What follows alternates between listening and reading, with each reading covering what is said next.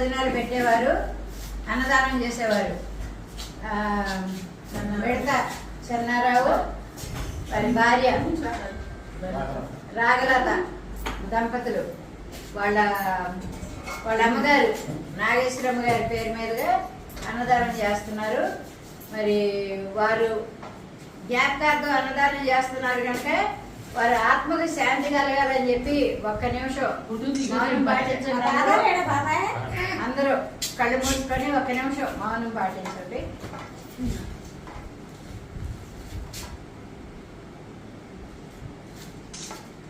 okay,